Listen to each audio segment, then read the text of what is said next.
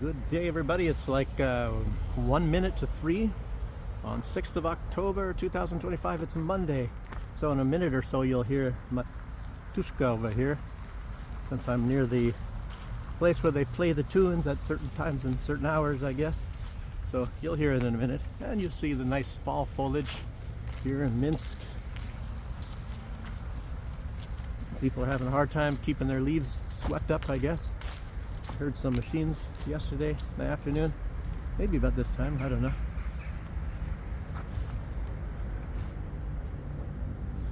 Reminds me of that song from U2 and the album October.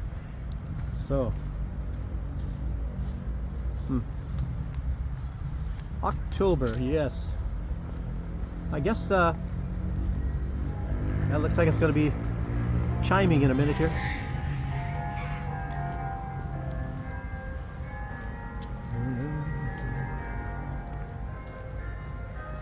There we go. So, also a deadline for the Nobel Peace Prize. I guess it's like October 10th or whatever. So I guess that's why Donald Trump is in a big hurry to get something finalized, I guess, in the Middle East. And he's admitting it's going to take a little longer, a lot longer, as far as things are concerned with Ukraine. It's a little longer. Maybe a couple of years. Maybe next year. Some people say, I think it was Associated Press, they said it's highly unlikely. Look, but the bench is free here. Isn't that amazing? But they said it's highly unlikely that Donald Trump is going to get the Peace Prize. But you know, a lot of these peace things that he says he's accomplished, he either really didn't do them, or I think it was Azerbaijan and Armenia. That apparently he did have something to do with that. Both leaders admit it. And I don't know about India, Pakistan. India says they don't know anything about Donald Trump being involved in that one, so that's kind of out of the question. But I don't know, maybe you got to wonder, well, if it's not him, who else is going to get one? I don't know. And apparently they look for different criteria now rather than who establishes peace. I don't know. Look at like Barack Obama. Obviously he had nothing to do with anything, and they gave him a Nobel Peace Prize because of his words as a candidate for presidency, even though he did nothing at all whatsoever anytime before that, and for the most part not even afterwards. He was the drone president, the bankers president, and I don't know. He started more little wars than any president in my lifetime. But they gave him the Peace Prize before that, and I guess they said they wanted to take it back from him, but too late. Anyway, so yesterday the leader of Serbia, we're talking about war, he said that war in Europe is inevitable. And I was kind of making that. Did I even title a video that war is inevitable? I'm not sure if I remember. I was going to. I don't know if I actually did. I have to look back just a few days ago, because they're making it that way. But it's that's a tough call to make, because even though it very, very much appears that they want to have a war, at least the West, particularly Europe, Merz and Macron and Starmer and whoever else, Tusk from Poland, you know, Lithuania, a lot of these countries, you know, if they even matter, or no, was it maybe was it Lithuania? Well, at least Estonia. Anyway, and maybe even, I don't know, Donald Trump, he probably doesn't want a war. He just wants to make money from war. That's why he's supplying his weapons, of course. And what is in these leaders' heads, you don't know, and I don't know either, because they're pretty crazy at their actions based on their words, and they talk about peace, but they do things that are very contradictory to trying to establish peace, as you guys all know. So let's see. The leader of Serbia, he based his opinion on what he's been hearing from conversations with most of the other European leaders. And I say European, not EU, because some of them are not in the EU. Serbia themselves is not in the EU, and neither is Moldova. And of course, you'd think that Mia Sandu, or whatever, I don't know, she, like, I guess it's just like Zelensky, a willing puppet in the hands of a lot of these leaders in the West. She knows that she's going to have a perfect life. she doesn't ever have to worry about getting killed, or she'll have, it's what, she's got her golden parachute already, just like Zelensky. Zelensky's got many, many billions of dollars. I mentioned that yesterday, and many people talk about his billions and all of his properties and things like that. He will have, and whatever children he has or will have, and their grandchildren, they will never really have to ever work, and they will be living in the lap of luxury for their entire lifetimes, obviously. I don't know if you can even spend as much money as he has. So let's see. He's probably basing it on actions too, about some of these other European leaders, and of course he talks to them behind the scenes. And Viktor Orban said the same thing, that these people, he said, they really want war, and who knows? They're doing everything to provoke Russia, to poke the bear. Obviously, the key is to make Russia make the first move. They are, just like what they did in eastern Ukraine, to provoke to such a degree, as much as they can, until they find that particular way to get Russia to respond. And of course, what they did, they were amassing troops on the border of Donbass, and they were ready to invade, and everything looked like they were going to invade, and they killed a lot of people before that, 13,000 people, bombing school buses filled with children, and crucifying people upside down, and all that in the Donbass for the crime of being Russian. So who knows what they're going to come up with now? It's like they're seizing ships, so-called the Shadow Fleet, and I guess this last one that they got, it was, and of course I didn't even know this, but they said the pretext was that they were launching drones, and of course they found no drones and nothing to do with anything with drones. And I think a lot of the crew was Chinese, and they probably were transporting Russian oil, but that's their business, and it's the country's business. But it looks like a lot of these other countries in the EU, they think it is their business, and they should be able to tell Russia who they can trade with, what they can trade, and all that sort of deal. But you guys all know this stuff. If you ask my opinion, you'd have to understand my perspective on things, which everybody has perspective, just like that hole below your lower back, everybody has one of those too. And, and your perspective based on your own experiences, your education in life, and factors like, what is your moral compass, where is it pointing, and things like that. Because I'm sure my moral compass points in a completely different direction than, say, Benjamin Netanyahu or even Donald Trump. Boy, Donald Trump says one thing, he does opposite things, and even you hear what he says, like he's going to say he's going to hit Iran again. I mean, boy. So I guess he's, even based on no evidence, I guess he believes that Iran is some evil entity like Hamas. It's because Israel has been telling us that Hamas is evil. And everything that you know about Hamas, or we know about Hamas, is based on what Israel has told us. Isn't that incredible? And I don't know about their track record in being honest, Israel. So, but in any case, you have to try to also, if you're looking at some leader, like for example myself, looking at, you put yourself in Netanyahu's shoes, and I still wouldn't be doing what that guy's doing. So it's like, I don't think any of you would. I think most of the people on earth, especially when you look at how many the protests that have been going on around the world, unbelievable. I'll even mention that a little bit later on.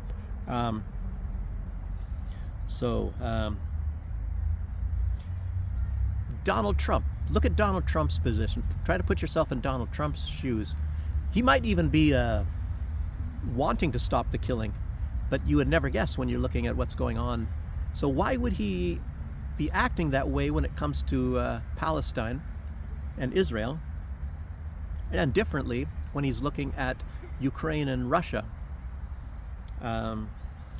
Because, as everybody knows, Netanyahu has him by the family jewels, and I don't, to figure out how he has them by the family jewels, it's not like so easy as to reach out and grab those things. It's a little bit more complicated than that.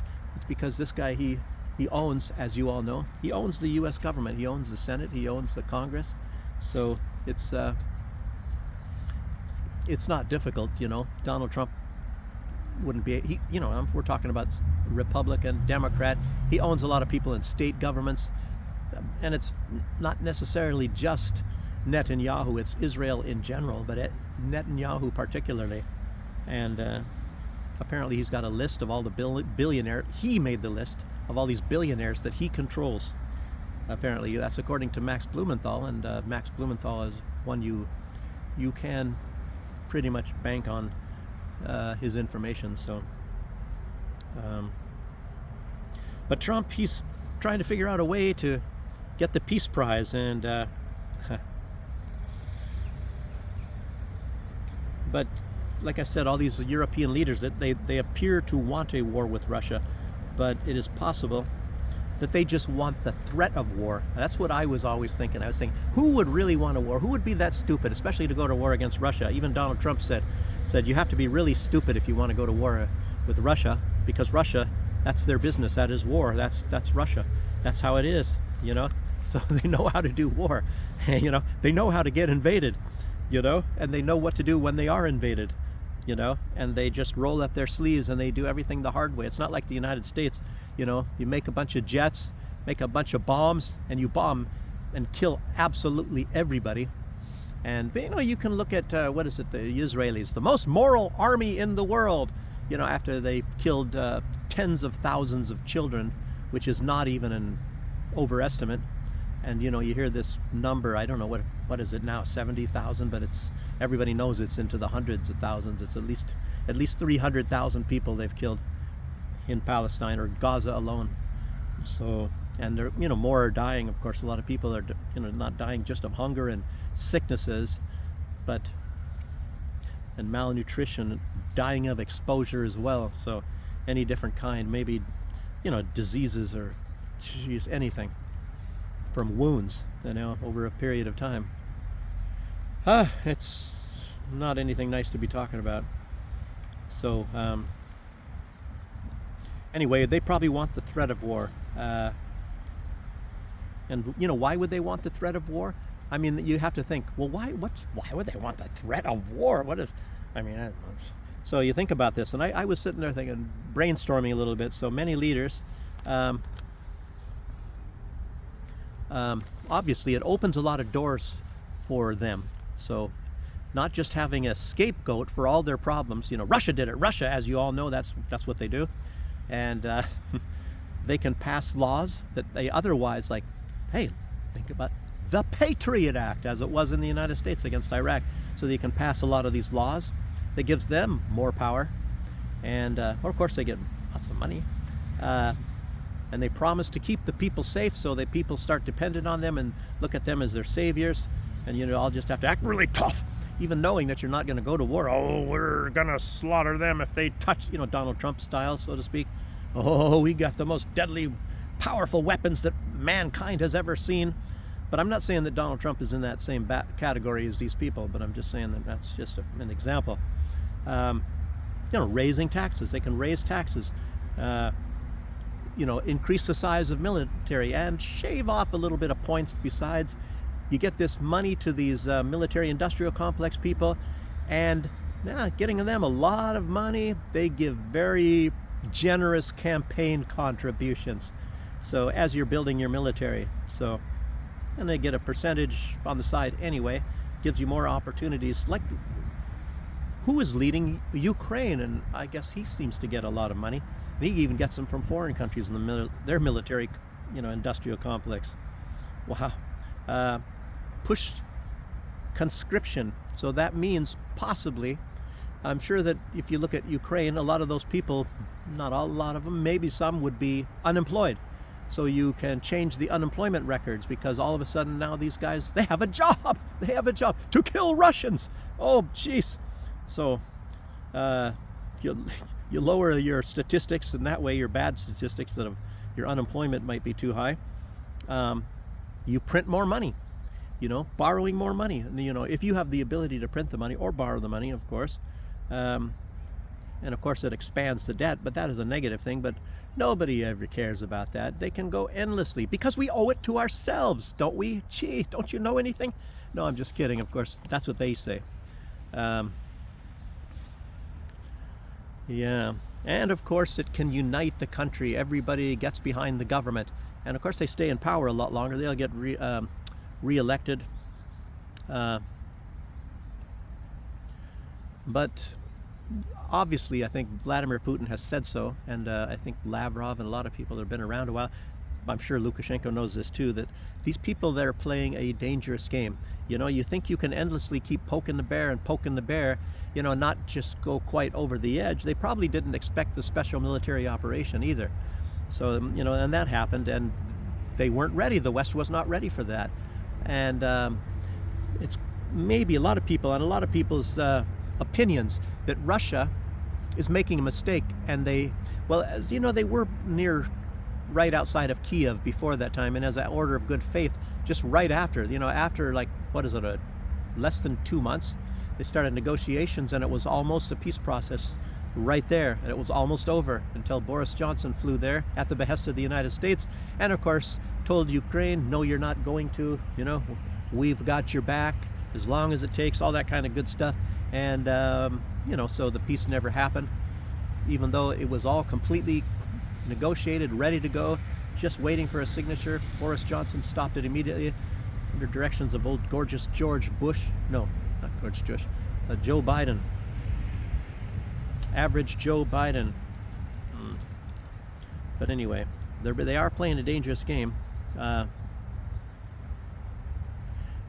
And you know, I was talking a little bit about Kaliningrad, and I doubt they're going to launch any kind of attack on Kaliningrad.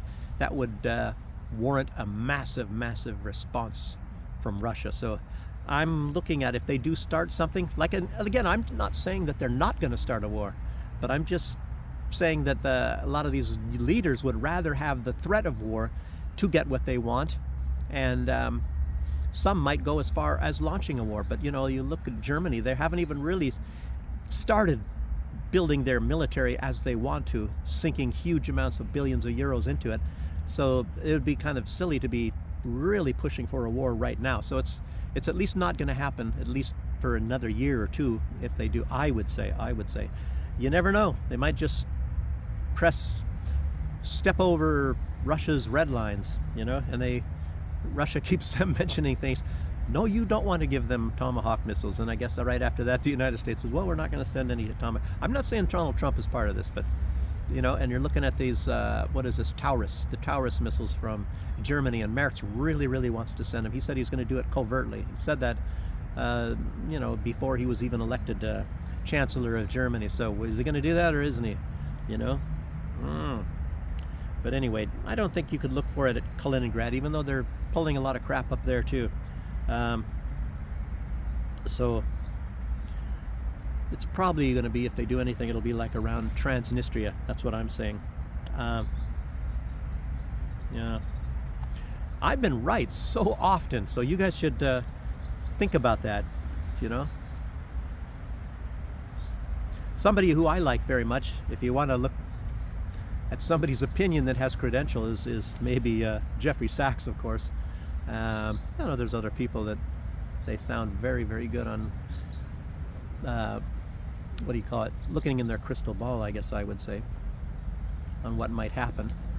But, you know, it's amazing. I've been right very much, and I have my whatever, how many views I get, not very much. But like I said, I watch the views. Sometimes I have more, and then they're going backwards. I say, how can somebody unsee my videos? This is really amazing. I look, I'm looking right at them, and I think, was it 4 or 5 people have said they saw the same thing, that I have a certain amount of views, and then all of a sudden I have less views.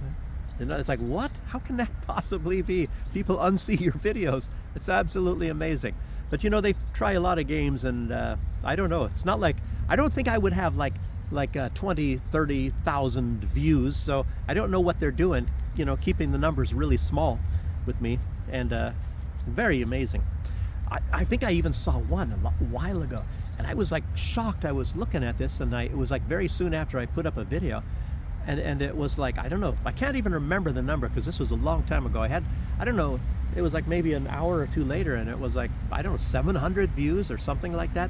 And then the next time I look, it was 100 views. You know, that's when they were finagling me much, much less back in those days. But anyway, But anyway, a lot of these people, they probably want to provoke something, and then they hope that it's gonna activate whatever it's called, Article 5 of NATO. And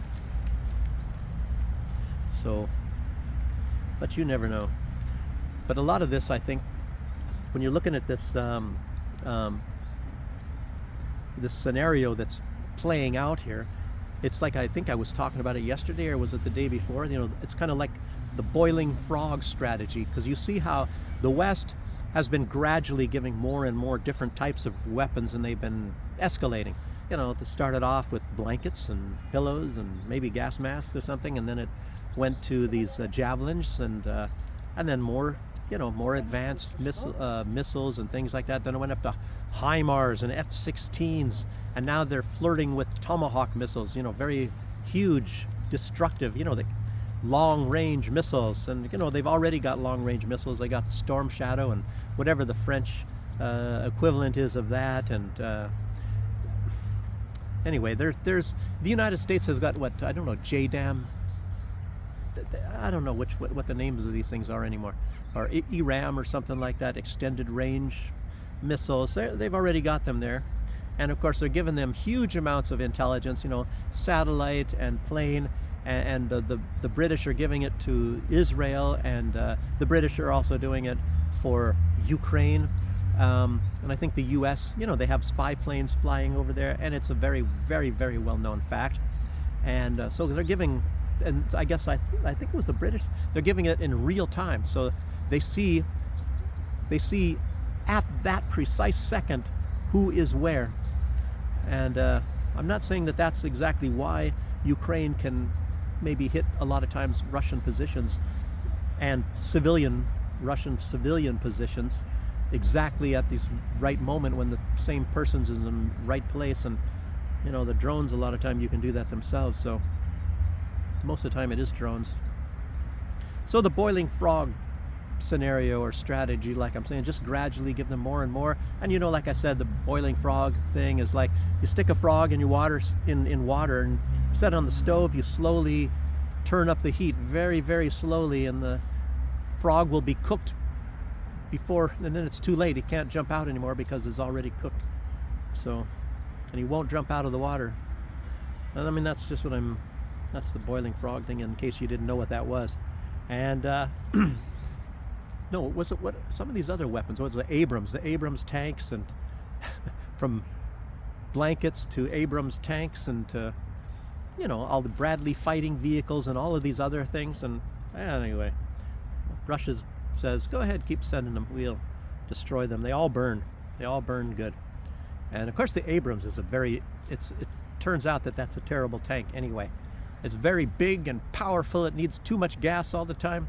And if you stand behind it, you know, when somebody's giving it the gas, it'll burn your hair off, might give you, put you in the hospital, and your face is going to be disfigured forever because of the exhaust is so high. It's very heavy. It sinks in the mud, and there's mud in a lot of places. Maybe it'll sink in the sand if it's in Saudi Arabia. I don't know. I don't know if you can use a thing like that. And a lot of time, like, you're looking at some of these advanced, like F-35 airplanes and things, they need like almost perfect conditions to actually work. And it turns out the F-16 is, and maybe the F-18 Hornet is maybe still some of the best planes that the United States had. And I guess maybe you can use a F-22 in certain instances as well. But it looks like a lot of other countries have better planes, you know. Of course, Russia does. When you actually come down to it, there's a lot of things that Russian planes do that, you know, I don't think that it's necessary, you know, like turn around in one spot in the air. I don't know how that's, you know, so you have to slow way down, and it makes you a target anyway. I don't know. So, but Trump, he's found the perfect mechanism. Of course, you already know that, you know, to supposedly, he gives the weapons to the EU, they buy them and send them to Ukraine, but he sends them directly to Ukraine, and just the bill goes to the EU. So I don't know how long that's going to work. And Germany's in the big, huge economic crisis right now, and strange that they think they're going to pull that off, and they're probably the one that pays the biggest bill, trying to force austerity. I was trying to say that yesterday, my video cut off. You know, they're forcing austerity on the German people, And oh, it's just how things work out. You know, I mean, we needed to blow up the pipeline. We needed to get off of nuclear power. We needed to cut ourselves off from cheap Russian gas. I mean, geez, I mean, that's how we don't know. We don't save money. Well, anyway, we had to do that. And we have to send billions of dollars to Ukraine, euros to Ukraine. It just has to be that way because Russia might roll over the border into Germany, even though the border is far, far away from the German border, but it still might be possible. It might be in a different dimension or something, and they might somehow eliminate Poland and then and you know how that could work. So we have to be scared. You all have to be scared so that you can pay more money to me, Frederick Merz. You would have to give me more money. I need to catch up with Zelensky. And look I've got a long way to go. He's already got at least probably 10 billion, and I look at me. I've only got like maybe 500 million. I'm just a poor politician.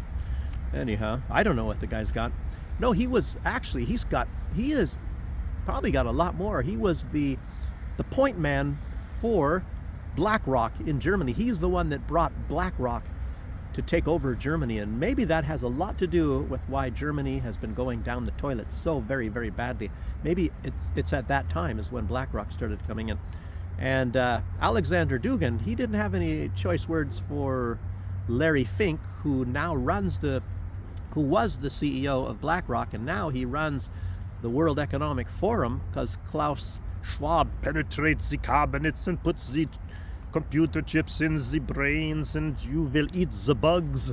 Anyway, he's gone, and so now it's Larry Fink. By the way, what did he say? Alexander Dugin, he is the professor of, I guess, philosophy, maybe politics. I'm not sure.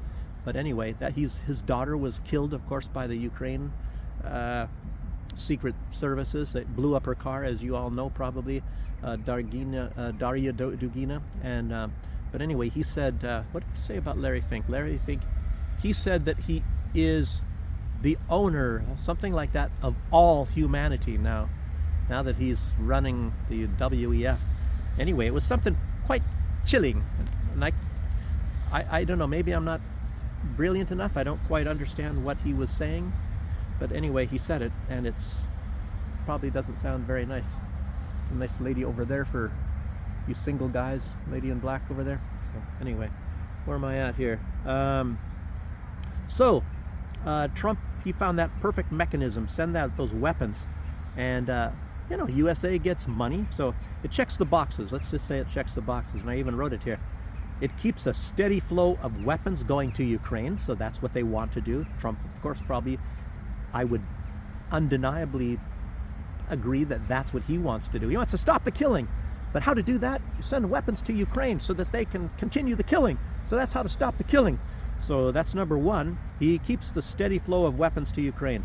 And it bolsters the United States military-industrial complex, It makes them more, that's more jobs. And it's, as you know, some nice stuff like that.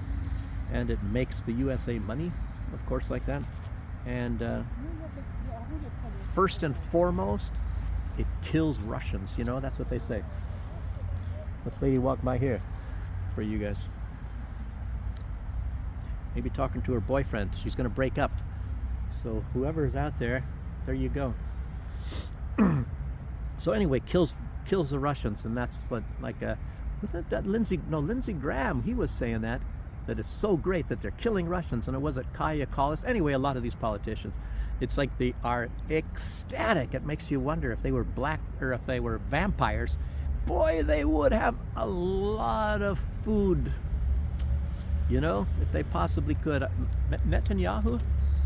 Maybe he is. I don't know. But anyhow, that's how that goes. And but there's some people that don't really want to kill Russians. I guess that's some of these people from Colombia. They thought that maybe they wanted money, probably. The drug trade is kind of dangerous. So anyway, some of these Colombian mercenaries, they were fighting, of course, a long time, for the U.S. or against. I think they were for the U.S. in a lot of those years, and so Anyway, a lot of them, they went there and they wanted to, get some very good pay. They found out maybe they weren't getting paid. A lot of them weren't getting paid, obviously, from Ukraine. Ukraine is not necessarily, they don't even pay their own people for the most part. So you go for months without any money. And even if the U.S. has given the money. But, they have to get another Rolls Royce, As a matter of fact, after I said that yesterday, I was talking about the biggest orders of Rolls Royces, luxury Rolls Royces especially in the world, they all go to Ukraine. And there was some video talking to it, and they showed all these, really expensive sports cars and Rolls Royces, and all the youth of the, I guess you'd call them the super rich elites of Ukraine, and lots of them. And they're in Monte Carlo and places like that. Some, of course, in the United States, Florida, and all that sort of, like Zelensky's, and I mean, wow. Shaving off American taxpayers' money. So it's terrible when you think about it, though. I don't even feel like making jokes, but I kind of am, because it's, if any of you are in the United States, it's coming out of your pocket, as you all know. How do I change this thing? Let me try to do this a little bit here. Hope this doesn't do something weird. So there we go, that's a little bit better. Okay, so checks the boxes. Mercenaries in Colombia, they have a lot to say, a lot of terrible things going on for those people there, and they're trying to leave. And so they officially, maybe their time of service is up, maybe they are able, maybe they have something in their contract that says they can leave, and Ukraine is not letting them leave. So I don't know. When they're out processing, they get paperwork that they have to sign, and there's no translator, so they don't even know what they're signing. And lo and behold, they get on the bus, and they're taken to some other location, undisclosed location, and they're getting them prepared to send them out again. So they're going again out on to be and of course, I don't know if it was Russia or them, they said that the Colombians, that they're used as cannon fodder. So a lot of them are getting killed, and that's probably why a lot of them want to go back to Colombia. So they were pleading with their government to get them out, and they can't leave. Wow. Terrible treatment, everything else. Okay. And so much for Trump's peace between Israel and Netanyahu. Netanyahu continues. It's not, maybe not on the scale of the bombings, because he's got to make a little bit of a feel-good sort of a feeling for Donald Trump, but they're continuing to bomb places in Gaza. Terrible. Some people, like I mentioned yesterday, they go back to their places, and Israel pulled out their big guns and tanks and their trucks and things, and these people go back to their neighborhoods that are destroyed, by the way, to see maybe if they can salvage some. And then of course Israel bombs them. They drop bombs on them, and kills them. And I mean, so much killing still. And of course, not to talk about that. Wow. And Israel is undermining so many different aspects of this peace agreement.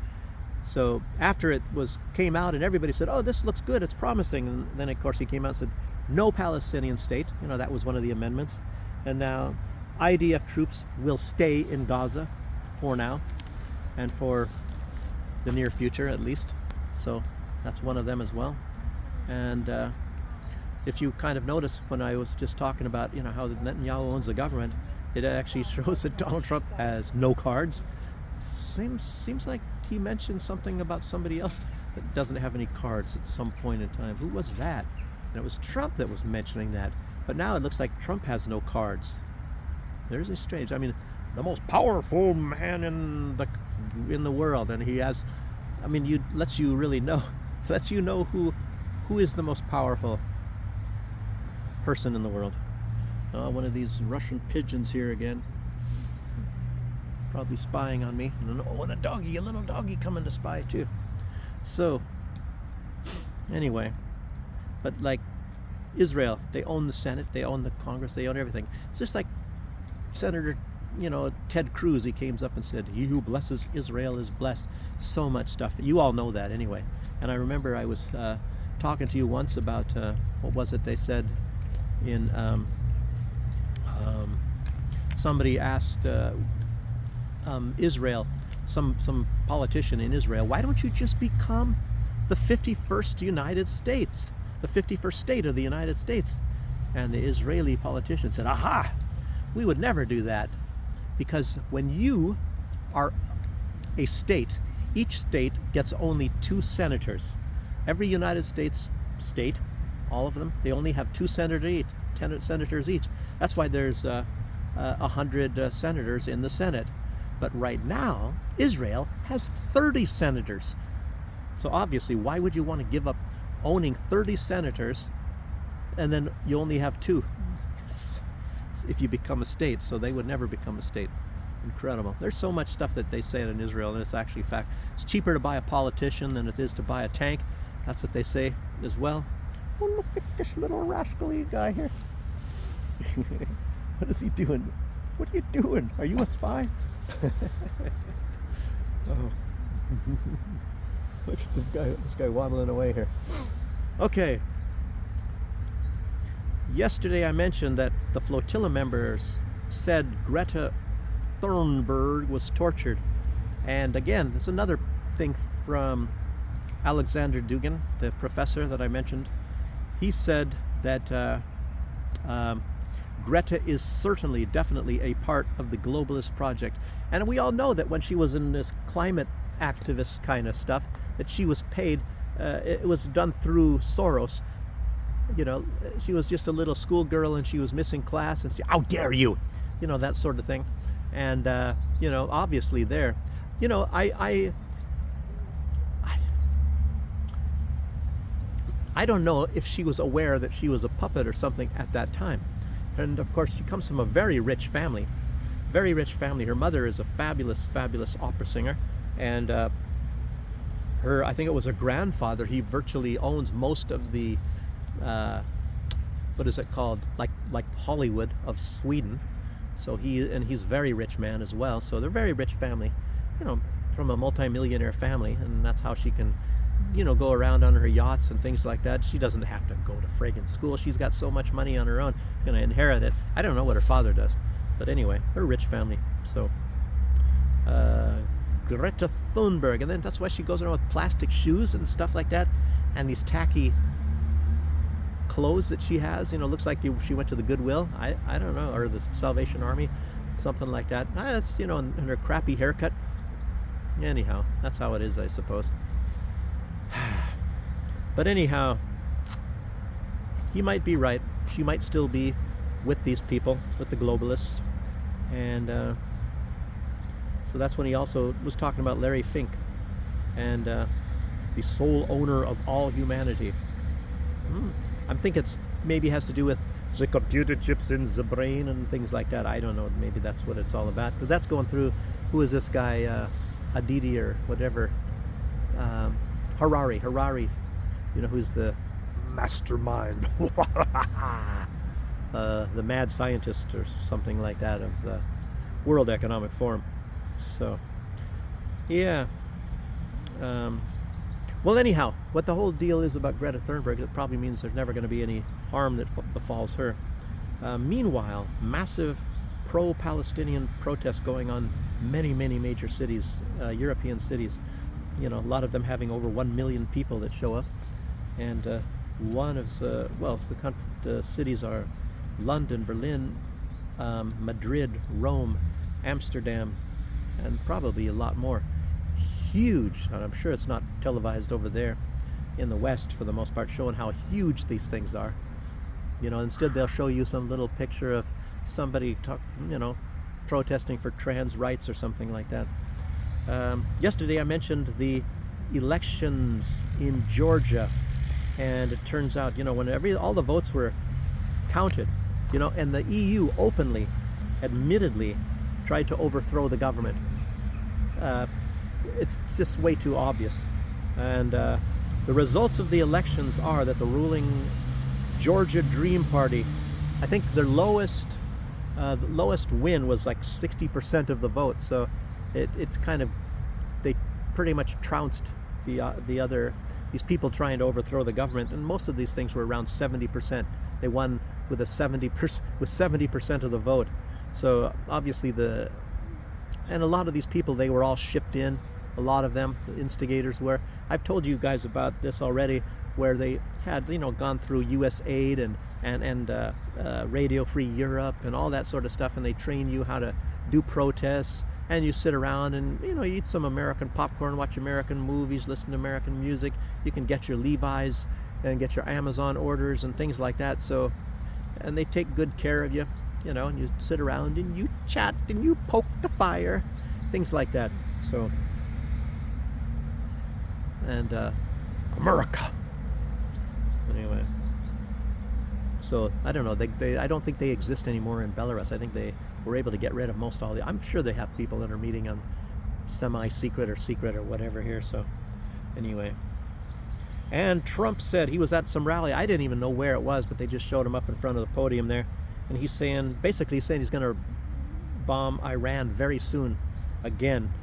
So that's our peace president. He wants the peace prize, I guess, And there is zero evidence, absolutely zero, a big zero, that Iran is having anything to do with building any kind of a nuclear bomb.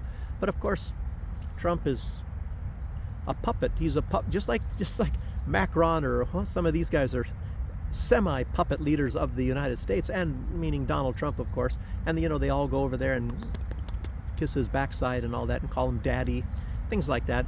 And and Trump is obviously a puppet of Benjamin Netanyahu, and they want him to bomb Iran, so he will bomb Iran, I guess. He said the last time they bombed him, they used 30 Tomahawk missiles. I don't know if they were sent out from submarines or who knows what the deal is. Anyway, these huge missiles, and bombing these nuclear enrichment plants for nuclear energy. But of course, who knows what they're going to do this time? You'd think they're going to. I mean, they needed time to build some more, of course, to finish, and maybe a lot of them were in progress, and they got to shuffle them around. And Israel, they got themselves really pounded. It wasn't really put out then, but it came out later that Israel had a lot of decimation. They said, oh, we shot down the missiles and stuff. A lot of times, no, they didn't.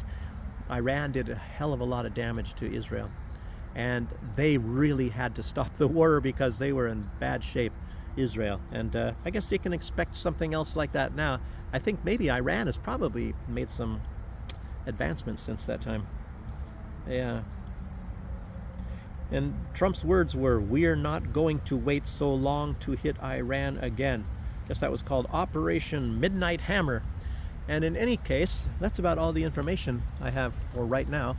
And yeah, like it's something I was saying earlier, you've got to try to put yourself in some of these people's shoes, and who knows what Donald Trump's real attitude is. And like I can imagine, like Tulsi Gabbard, I know she doesn't like war. She doesn't like any kind of things like this whatsoever. And she's very cautious, and she's, I think ahead of time, she thinks of her words, of what words she's going to say when she's asked these questions that puts her on the spot, about, approving this and approving that and all that. And so, I don't know, luckily, at least for her, she's not, even though she has a military background, that she's not part of the Department of Defense, because I don't think she would be very happy with what is going on now.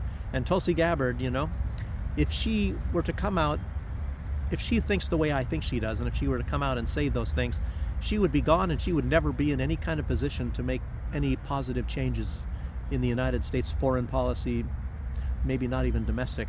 I don't know, but the United States domestic policy has really gone to the dogs. You all see that, what's going on, and I pretty much support a lot of what Donald Trump is doing. I don't know, and it looks like, when you see these ICE agents and these people are trying to be very polite and very, decent to these people, and trying to be very understanding for the most part, at least I believe. And they actually, I think they only want really the violent criminals, the ones that are drug dealers and rapists and child pornography people and all that sort of a deal. And sadly enough, the Democrats, probably not knowing what they're doing, they're trying to protect these people, pedophiles and things like that. It's a real sick sort of a thing. And it's very strange how the United States got to have so many of these types of people. And I don't know, was Donald Trump that successful in Washington, D.C.?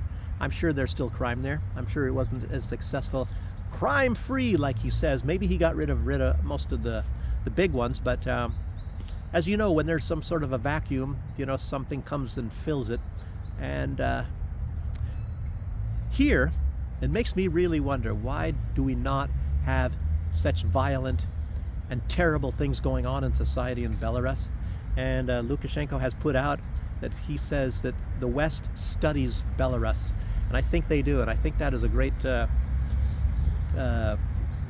point of respect that the United States, possibly even Donald Trump, has of Belarus, that we do not have this terrible crime and drugs and all this kind of stuff that goes on in Belarus. I mean, that I kind of worded that right, that does not go on in Belarus, but it goes on in the United States in a big way. I don't understand, but it's amazing that things are pretty good here, and a lot of this stuff does not happen. But anyway, that's about all the information I have to put out, and thank you guys for joining me, and I'll see you on the next one. Bye bye.